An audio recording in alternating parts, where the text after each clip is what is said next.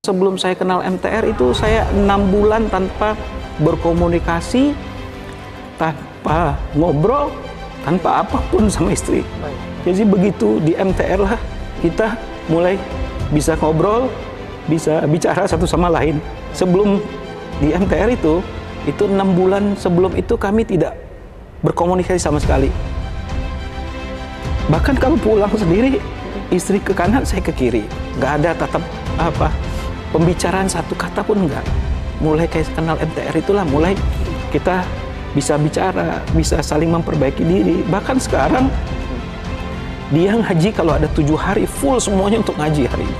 Utang Bapak tadi, proses penyelesaian, kita ngobrol tentang bagaimana teknik penyelesaian, karena kita banyak juga teman-teman yang mungkin mau belajar dari Bapak. Dari 35 kemudian sekarang tinggal 800 juta itu apa yang dilakukan?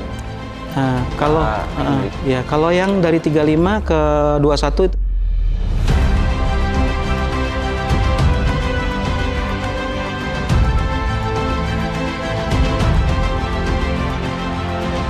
Bismillahirrahmanirrahim. Assalamualaikum warahmatullahi wabarakatuh. Kita berjumpa lagi di podcast MMC, Utang Lunas Bisnis Berkelas. Alhamdulillah pada kesempatan yang luar biasa kita kedatangan tamu inspiratif luar biasa.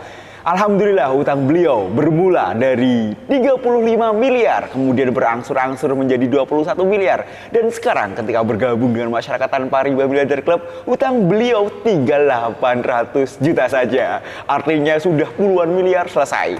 Beliau adalah pengusaha hebat dari Depok. Kita sambut Pak Hendri. Assalamualaikum warahmatullahi wabarakatuh, Pak Hendri. Waalaikumsalam warahmatullahi wabarakatuh. Masya Allah. Sehat, Pak. Luar biasa. Ini beliau sangat membahana karena sangat-sangat kalau ketemu itu senyumnya itu membuat semua orang terpana. Humble-nya luar biasa.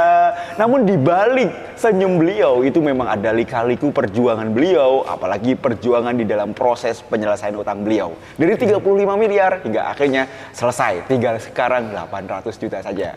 Nah, Pak Hendri, kita mau berbagi inspirasi kepada teman-teman sekalian ya. Tidak bermaksud apa-apa, tidak bermaksud membuka luka lama. Karena dulu pernah mau bunuh diri dan tidak berhasil. Tidak berhasil, gagal. Cara bunuh dirinya juga unik juga ya, Pak ya. Ini tidak dalam rangka guyon, tapi memang agar kita tetap dalam kondisi apapun kita tetap harus bersemangat. Karena Allah memberikan segala cara agar bisa lunas utang, berapapun nominalnya. Pak, boleh diceritakan Pak, dulu pertama kali bergabung dengan masyarakat tanpa riba, kemudian trust dengan masyarakat tanpa riba, kemudian hijrah, tahun berapa, bagaimana ceritanya? Dapat informasi dari mana? Silakan. Jadi saya tahu mengenai masyarakat tanpa riba itu awalnya itu sedang pusing. Karena waktu itu saya ada kendaraan tuh sekitar 178 unit. Dan kebetulan di bulan November 2019 kan usaha sudah mulai turun tuh. Semua usaha sudah mulai bermasalah. Nah, itu saya cari-cari tuh. Biasanya saya cari yang mengenai riba hutang itu apa sih sebenarnya. Akhirnya ketemu tuh yang membahas masalah menerima sebagian, menolak sebagian. Itu seperti apa? Nah, itu yang buat saya tertarik. Kemudian saya coba cari, akhirnya ketemulah nomor telepon yang ada di kontak itu media sosial kita ya. Akhirnya saya coba kontak. Beberapa minggu kemudian saya dapat konfirmasi itu dari Pak Lukman namanya. Baik, dihubungin sama timnya masyarakat tanpa riba. Tanpa riba. Sudah itu tanggal 26 Agustus siang itu saya datang ke KSW kebetulan ketemu sama Pak Lukman. Di situ saya diterima, cuman disuruh duduk di sebelahnya. Katanya, kamu masalahnya apa? Saya ceritakan masalah saya. Kamu duduk sini aja, nanti dengerin apa yang ada di hadapan kamu. Begitu. Akhirnya saya cuma duduk di situ. Pada satu, kalau nggak salah ada 4-5 orang tamu yang menyampaikan masalah, dan ternyata masalah saya paling kecil. Padahal Bapak di posisi 35 miliar. Ternyata masalah saya paling kecil. Di antara tadi tamu-tamu ada 5 orang, mereka artinya utangnya di atas itu. Di atas yang paling kecil itu ternyata di atas saya itu 270 pada saat itu. 250. Yang paling besar waktu itu 1,5 triliun pada saat itu. Jadi saya cuma diam aja. Saya diam, terus ditanya kamu sudah punya jawaban terhadap utang kamu? Sudah. Kamu sudah yakin ini bisa selesai? Yakin? Udah. Akhirnya saya nggak nanya apa-apa lagi, diajak sholat, diajak makan, sampai maghrib saya di situ. Udah, saya cuman ketawa-ketawa aja.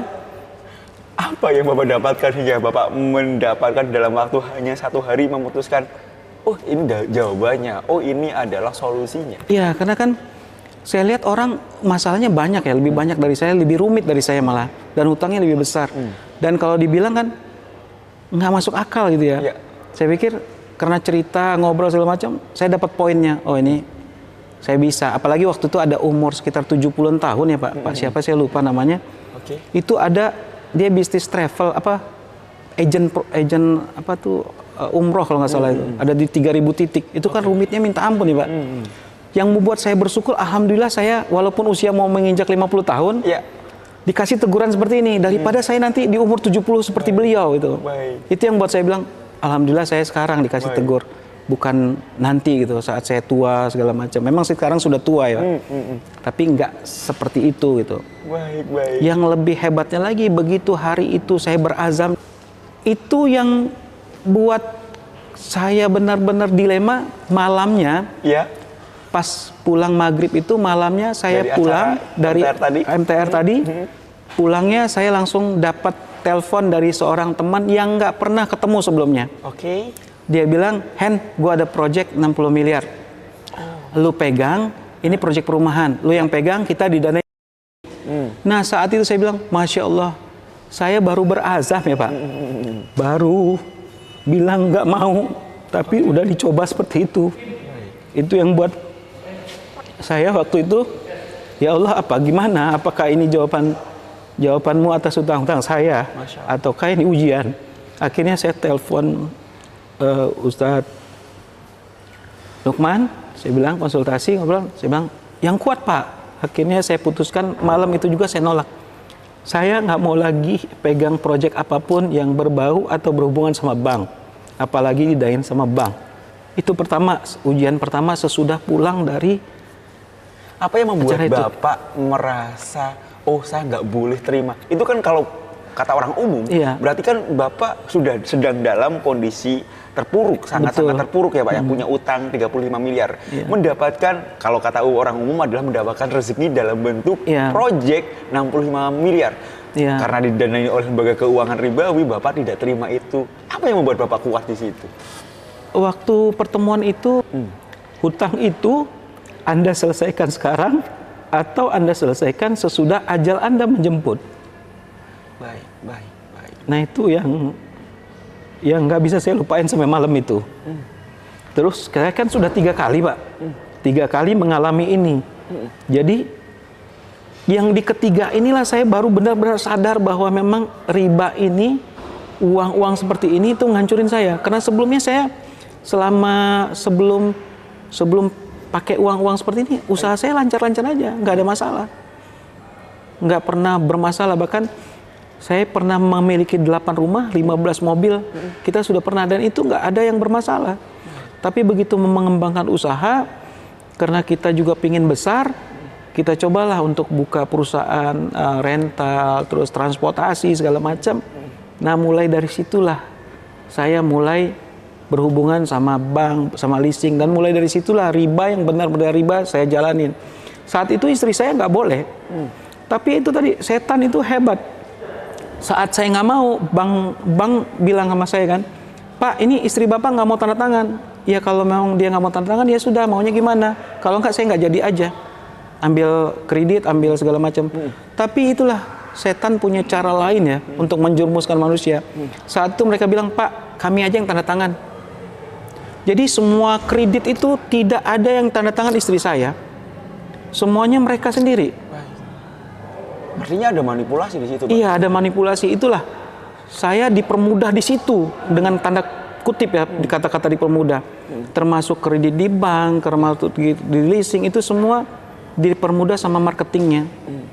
Itu yang buat saya terjerumus. Padahal kalau mereka waktu itu pakai SOP yang ada, itu mungkin insya Allah saya nggak terjerumus ya. Terjadi karena warningnya. Iya, karena istri saya nggak pernah mau tanda tangan bentuk apapun kredit pada saat itu. Tapi saya terjerumus itu tadi karena kemudahan yang diberikan mereka. Bahkan kadang-kadang di beberapa leasing seperti, mungkin saya nggak bisa sebutin leasingnya, itu saya nggak pernah tanda tangan. Intinya kalau akhir bulan saya butuh mobil, itu mereka kirim. Kan kita pengambilan mobil itu sekitar 5-18 unit setiap bulan ya. Itu mereka langsung kirim dari dealer, langsung kirim, tanda tangan mereka sudah beresin. Kadang-kadang nggak ada yang saya sama istri tanda tangan. Nah itulah saya terjerumus di situ Pak. Sampai 178 unit itu. 180 unit semuanya ya. menggunakan lembaga Iya, ribawi. semua lembaga ribawi. Baik. Pak, tadi disebutkan, Bapak menyebutkan sempat 3 kali ya? 3 Iya. kali. 3 kali artinya memang bolak-balik naik turun gitu, titik balik, sudah riba sadar, kemudian mau berhasil sadar lagi, atau bagaimana Pak 3 kali itu? Jadi saya 3 kali bermasalah itu karena pemahaman riba itu bukan seperti saat saya ketemu MTR ya. Oke. Dulu itu yang namanya berhubungan bank, karena guru ngaji saya juga bilang itu termasuk di perdagangan. Jadi bukan termasuk riba kalau bunga dari bank itu. Jadi dengan berapa dalil lah mereka sampaikan. Akhirnya saya menerima dalil itu. Jadi sebelum ketemu MTR itu saya nggak sadar kalau itu riba. Cuman yang saya sadarin setiap pakai uang bank, kenapa kok jatuh? Seperti itu Pak, 3 kali ngalamin itu gitu. Baik. Nah itu yang buat saya, oh ini gitu, yang masalahnya di sini. Jadi begitu ke MTR, oh saya pastikan, oh berarti kemarin itu karena riba inilah saya jatuh. Oke. Baik. Padahal pada saat itu semua usaha, semua itu settle, nggak ada yang bermasalah. Baik. Gitu. Tapi memang dari fakta di lapangan mengatakan bahwasanya ada ketidakbarokahan. Mungkin saya menyampaikan begitu ya. Benar. Ada mungkin kelihatan seperti bos, kelihatan pengusaha hebat gitu ya. Tapi tadi ada kekosongan batin, ketakutan, kegelisahan gitu ya. Bapak alami juga yang demikian. Jadi waktu itu sebenarnya kita tidak kekurangan ya Pak. Oke. Tidak kekurangan, tapi begitu kita berhubungan dengan riba itu, bank itu, berapapun yang kita dapat, padahal lebih kecil dari pendapatan sebelumnya, tapi kurang aja terus. Kurang aja, apa aja yang kita pakai selalu kurang. Nggak pernah itu nyaman itu nggak, dan selalu ribut aja sama istri. Nggak pernah, kalau ada 7 hari mungkin 8 hari saya berantem itu sama istri. Dan nggak pernah ada kata-kata selip. Kalau saya yang selip kata, istri yang marah.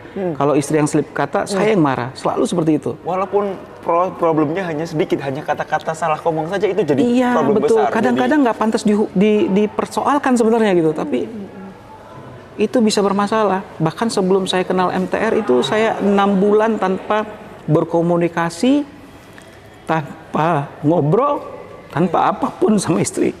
Jadi begitu di MTR lah kita mulai bisa ngobrol, bisa bicara satu sama lain. Sebelum di MTR itu 6 bulan sebelum itu kami tidak berkomunikasi sama sekali. Bahkan kalau pulang sendiri, istri ke kanan, saya ke kiri. Nggak ada tatap pembicaraan satu kata pun nggak. Mulai kayak kenal MTR itulah, mulai kita bisa bicara, bisa saling memperbaiki diri. Bahkan sekarang, dia ngaji kalau ada 7 hari, full semuanya untuk ngaji hari ini. Saat ini. Dan dia bisa ngingetin saya. Dan saya juga karena seperti sudah belajar, jadi sudah bisa nerima gitu, mau menerima kata-kata istri. Kalau dulu enggak. Sama-sama keras Pak. Iya, saya sama istri benar-benar sama-sama keras. Hal apa yang Bapak ingat berkenaan dengan istri yang membuat Bapak mungkin merasa saya bersalah, sangat-sangat bersalah kepada istri? Ya waktu itu saya pernah bilang, kamu nggak usah ikut campur, ini urusan saya. Saya bukan anak kecil. Saya juga belajar, bukan belajar yang bukan kayak orang Indonesia belajar, saya bilang. Saya juga diajarin juga cukup baik, bilang gitu. Ilmu saya dan gelar saya juga sudah cukup baik, dan saya lulus bukan ecek-ecek, saya bilang begitu. Udah kamu duduk aja, saya bisa beresin kok. Semua yang saya dapat juga dulu dari saya kok. Nah itu Pak, itu kekufuran saya itu waktu itu. Kesombongan saya yang paling besar yang saya ingat, yang buat saya sampai sekarang pun nggak bisa maafin diri saya gitu. Bagaimana kondisi anak-anak Pak ketika Bapak mungkin, mohon maaf, tidak harmonis dengan... Ya itu yang anak-anak akhirnya mengerti ya, dia nggak mungkin nggak mengerti ya. Akhirnya anak-anak juga ya down juga ya Pak, ngelihat ibu sama bapaknya seperti itu. Ya walaupun mereka nggak terungkap gitu, kadang-kadang ngobrol sama ibunya segala macam ya itu. Sejak di MTR saya sadar bahwa itu semua salah saya. Baik. Dan mungkin harta yang saya dapat itulah yang buat mereka seperti itu. Dan sekarang pun kalau ada apa-apa selalu kita ngelihat, oh ini mungkin karena dosa saya dulu. Seperti itu, Pak. Baik. Namun sekarang sudah ada kesadaran ya Pak ya. Yang Iya. insya Allah egoisme yang dulu-dulu itu sudah mulai runtuh dan mulai lagi Iya, menyayangi benar. istri, menyayangi putra putri, Iya. gitu ya Pak ya. Nah, hal-hal yang tadi ada problem keluarga juga tadi saya dapat informasi bahwasanya Bapak beberapa kali mencoba untuk bunuh diri Iya. karena tekanan beban mental yang luar biasa. Boleh diceritakan Betul. ya, apa yang Bapak lakukan? Jadi waktu pertama saya pernah dulu mulai bangkrut pertama itu saat saya mau recovery, mau mulai lagi, saya tabrakan. Tabrakan. Berapa itu Pak? Itu mulai 2004, mau ke 2005 ya. 2004, 2005. 2005 saya tabrakan tuh. Saya masuk jadi nabrak truk Hino yang dari belakang itu. Jadi saya masuk ke dalam. Bapak nabrak berarti? Ya, nabrak mobil yang istirahat, saya tabrak tuh dari belakang yang di rest area itu. Oke. Masuk, nabrak. Ini saya lepas nih, Pak. Tulang-tulang sama dada ini lepas ini, daging ini. Alhamdulillah, Allah kasih selamat, saya masih dipegang safety belt. Jadi bak truk itu sudah di muka ini, dashboard udah jatuh di sini. Jadi kalau Allah waktu itu nggak ingetin saya pakai safety belt, mungkin leher saya ini udah terputus ini, masuk situ. Badan mobil, Iya, kena badan truk jepit tadi. truk itu. Akhirnya ditolong sama warga, saya dikeluarin dari belakang, bawa ke rumah sakit. Baik. Itu saat itu saya sudah susah bernapas itu, nggak bisa bernapas. Akhirnya saya dirawat sekitar 8 bulan. Itu pun saya sudah nggak bisa bernapas dengan baik. Dan kalau bernapas itu, kalau saya ngirup napas panjang pasti saya muntah darah. Oh, wah, sampai Jadi karena memang sudah remuk. Iya, jadi berapa bulan itu buang air pun udah darah semua itu, Pak. Udah darah semua itu waktu itu. Jadi sekitar 8 bulan lah recovery itu. Nah, sudah recovery, sebegitu sehat kan saya bingung mau ngapain. Nggak ada lagi apa-apa. Sudah nol. Usaha-usaha sudah Usaha juga semua nggak udah habis semua, nggak ada lagi. Sudah habis, hancur lah karena waktu itu saya ada punya perusahaan yang bergerak di bidang pertambangan, ada kewajiban yang harus dibayar, akhirnya semua aset diambil sama bank atau diserahkan sama bank waktu itu. Nah, udah seperti itu kan saya udah bingung karena itu kegagalan saya pertama dalam hidup kan, hancur seperti itu.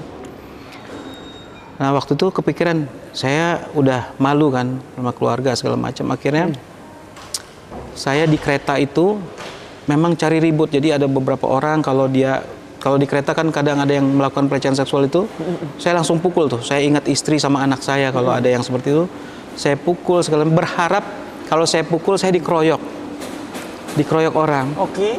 Supaya apa? Supaya saya mati kalau dikeroyok orang itu. Ini cara Iya. Bapak untuk mencoba Bunuh mengakhiri diri. hidup. Iya, mengakhiri itu. Saya pikir Bunuh diri Iya. tapi dengan cara ya lebih bagus orang seperti gitu itu ya. dipukul orang. Jadi kan andaikan saya mati pun tidak dianggap keluarga sebagai bunuh diri kan. Oke. Membela seseorang, akhirnya saya dikeroyok. Tapi tujuannya Tujuannya adalah sebenarnya bunuh diri dan itu nggak pantas untuk ditiru. Oke. Waktu itu sampai mati pun mau diakalin kan waktu itu. Siap, Akhirnya siap, Allah nggak ridho pada saat itu. Karena kalau mati pun dengan cara itu nggak akan mungkin ridho ya. Bapak melakukan mukulin orang juga di Iya, kereta. Berapa di kali? kereta. Berhasilkah atau bagaimana? Sudah terlalu sering Pak itu. Jadi saya juga dulu nggak pernah bayar di kereta itu. Jadi kalau ada begitu saya pukul, saya hajar. Berharap seperti itulah untuk dikeroyok. Akhirnya kadang-kadang saya tendang begitu dibuka pintu itu saya tendang keluar orangnya. Tapi ya itu tadi rencana itu berjalan sampai 4 bulan. Sampai saya ke Bekasi, ke Kerawang itu naik kereta. Ya. Cuman cari masalah aja. Tapi ya mungkin Allah juga kasihan sama saya kali ya. Ini orang kalau dimatiin sekarang repot nih di neraka ntar gitu. Alhamdulillah saya nggak pernah, malah orang yang jadi takut itu pada saat itu. Artinya Bapak tidak berhasil dikeroyok? Iya, tidak berhasil sama. Tidak ada yang keroyok atau bagaimana? Tidak ada yang keroyok, nggak ada yang berani pada saat itu. Bahkan beberapa kali saya ditangkap polisi kan. Ya. Akhirnya karena sudah keseringan ditangkap, dibilang ini orang gila, udah lepas aja. Seperti itu akhirnya karena terlalu sering buat masalah waktu itu. Saya sering ditangkap tuh di Tebet dulu sama Brimob itu. Akhirnya dilepas. Ya udah, akhirnya karena nggak mati-mati udah mau 4 bulan. Baik. Akhirnya saya putusin, ini aja kereta ini. Jadi kan kalau di stasiun Depok ada celah begini ya Pak ya. Apa itu, peron? Untuk kereta, ya peron itu kan ada celah. Jadi kereta masuk kita ada ini kan ada kayak lubang begitu kan. Itu saya langsung masuk tuh, plek. Ada kereta saya langsung loncat. Tujuannya agar nanti saya tertabrak. Oke. Tapi begitu saya masuk itu, saya bukannya mati malah saya diteriakin orang. Pokoknya macam-macam lah kata-katanya itu. Yang nggak pantas lah. Nah, pada saat yang bersamaan diteriakin itu di peron juga diberitakan mohon maaf telah terjadi pemadaman listrik. Oke. Jadi saat itu saya nggak mati itu karena listriknya mati. Gangguan teknis Iya, yang memang listrik mati. benar-benar dari PLN gitu Iya. Pak, dari Jadi kan kalau ke Depok ada jalan tuh Pak, ada jalan yang dari pasar itu kan ada pelang pintu ya. betul. Keretanya berhenti di situ. Oke. Mau masuk itu kan ada jalan tuh, dibatasin jalan itu, mau masuk situ itu berhenti Pak. Sebentar lagi artinya Bapak kena. gitu Harusnya ya? kan secara teknis saya tertabrak kan, karena dia berhenti kan di ujung itu. Harusnya saya tertabrak itu. Oke, terlindas Tapi ya itu tadi karena Allah juga masih menilai, oh ini nggak pantas untuk seperti ini karena dosanya terlalu banyak mungkin ya, atau Allah kasih kesempatan saya mungkin. Baik. Akhirnya saat itu saya nggak mati tuh. Akhirnya udah nggak mati, saya malu. Akhirnya saya kabur, naik, loncat, langsung pergi kabur itu. Malu kan Pak waktu itu. Jadi itulah. Akhirnya saya putusin, ya udah saya mulai lagi. Saya mulai lagi itu 2005 mau ke 2006. 2006 mulai. Baik.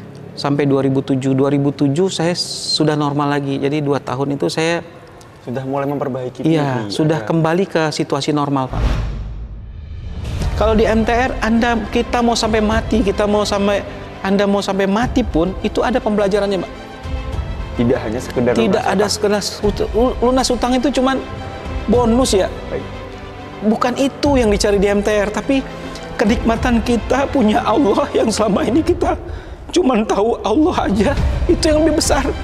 Utang Bapak tadi, proses penyelesaian, kita ngobrol tentang bagaimana teknik Iya. Bapak menyelesaikan, karena kita banyak juga teman-teman yang mungkin mau belajar dari Bapak. Iya.